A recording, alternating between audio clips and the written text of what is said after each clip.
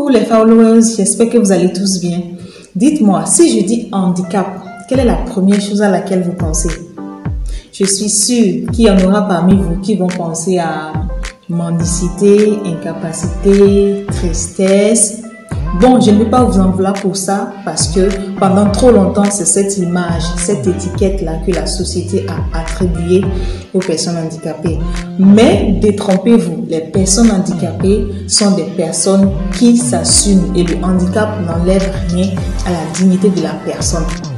Ça tombe bien, aujourd'hui c'est la journée internationale des personnes handicapées et j'ai voulu vous faire connaître quelques-unes de ces personnes-là qui s'assument, ces personnes que j'aime bien appeler les handicapables. Je vous laisse découvrir le handicapable du jour.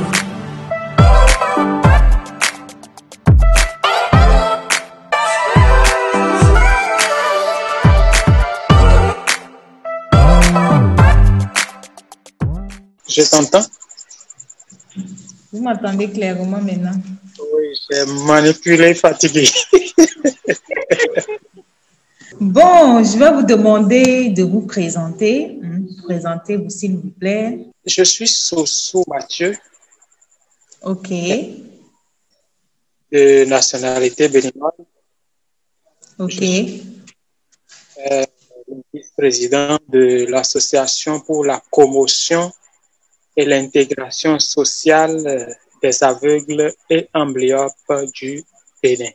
Président de l'Association des scolaires et étudiants handicapés du Bénin. Ça, c'est bien vieux, hein? C'est depuis 2013. ok, d'accord. J'ai un master en communication pour le développement. Est-ce que vous êtes né comme ça ou bien c'est après quelques années? Je sais pas, c'est survenu quand j'étais en cinquième, voilà. Alors, dites-nous, en tant que personne en situation de handicap, quels sont les obstacles que vous avez rencontrés, les obstacles auxquels vous avez eu à faire face? Le premier obstacle, c'est le regard des autres. Le regard des autres qui est très pesant et qui est affligeant et qui décourage et démotive. Ce regard qui, lorsqu'on est une personne handicapée, on devient inutile à la société. Une personne, d'accord, le parcours, ça comprend le cursus scolaire, universitaire et même professionnel. Donc, il y a le regard qui, qui tire son essence des préjugés et des stéréotypes sociaux. Vous voyez, l'école des aveugles, il y en a deux au Bénin, enfin, des Oui, publics, hein. À oui, Cotonou et à Parakou. Voilà. Un dernier obstacle, c'est l'obstacle environnemental. ok, Voilà. Donc, l'environnement n'est pas accessible à la personne handicapée. L'environnement béninois, hein. On a parlé de oui, la conception déjà qui ne respecte pas la personne handicapée. On a parlé des barrières administratives. On avait des difficultés d'accès aux ouvrages scolaires, documents d'ordre pédagogique. Ça n'existe pas dans le format braille. dites-nous, malgré tout ce que vous avez cité, tout ce que vous venez de citer comme obstacle, vous avez réussi quand même à vous imposer votre source de motivation. Oui, la source de motivation, c'est la volonté, hein? La volonté de se dépasser, enfin de dépasser le handicap. Quand on voit des gens qui excellent et qui évoluent dans leur domaine d'activité, forcément, ça intéresse. Et pour y arriver, il faut surmonter le handicap. Pour y arriver, c'est qu'il faut un travail acharné au quotidien.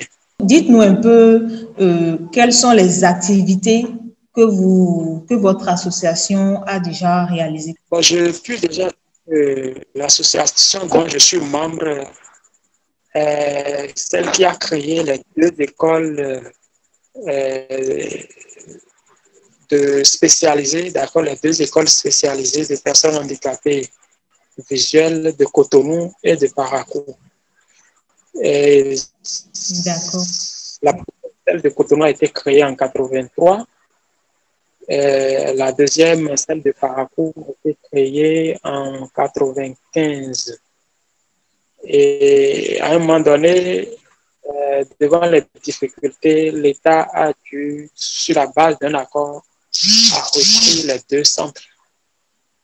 D'accord? Donc, c'est deux centres étatiques aujourd'hui. Donc, on parle de l'école, du centre de promotion sociale des aveugles et amblyopes de Cotonou et du centre de promotion sociale des aveugles et amblyopes de Parakou. Elle a joué un rôle de premier plan dans la redynamisation de la Fédération des associations de personnes handicapées au Bénin.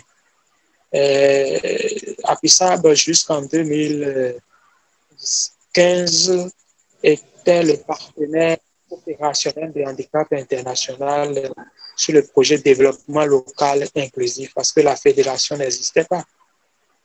Actuellement, sur un projet qui porte ma modeste signature, un projet sur la santé sexuelle et reproductive des adolescents et jeunes handicapés visuels. Et le projet est financé par l'ambassade du Bénin, du Canada près le Bénin. Faisons des sensibilisations sur la vue. D'accord?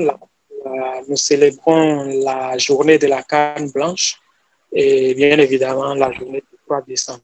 Alors dites-nous, imaginez si une personne handicapée tombait sur votre interview et que cette personne était dans une phase de doute, quel conseil lui donneriez-vous? Oui, je vais d'abord dire que le handicap n'enlève pas à l'homme, d'accord, sa dignité. Et le handicap doit pouvoir être un passeport pour les personnes handicapées. Pas pour mendier, hein? Non. D'accord? Le handicap, ça ne nous autorise pas à mendier, du tout pas. Au contraire, ça nous autorise à bosser dur, à travailler. Là où la personne non handicapée fait 2-3 efforts avant d'aboutir, la personne handicapée doit aller jusqu'à 5-6. Et quand on est une personne handicapée, on doit en être fier et ne pas se culpabiliser, ne pas se retrouver dans une peur quotidienne, ne pas se soustraire de la société, non. Et pour cela, il faut avoir un mental fort. Les personnes handicapées ont du talent, peuvent l'exprimer avec leur handicap. Donc, je peux dire que le handicap fait partie de la diversité humaine.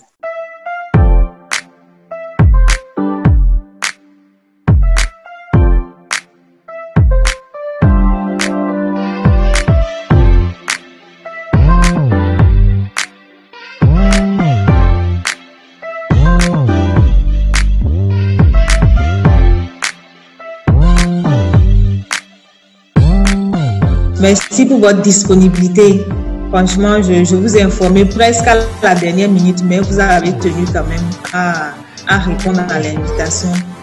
Merci pour cette promptitude. Je nous souhaite bonne fête à tous.